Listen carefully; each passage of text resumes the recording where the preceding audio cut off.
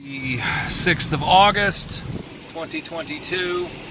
We are currently at Duffy Street, San Bernardino, where the train derailment happened all those years ago. As you can see, the area is kind of gone a little bit downward since. And all the dumping of trash, you still see where the houses used to be by their driveway entrances, but it's all gone now. But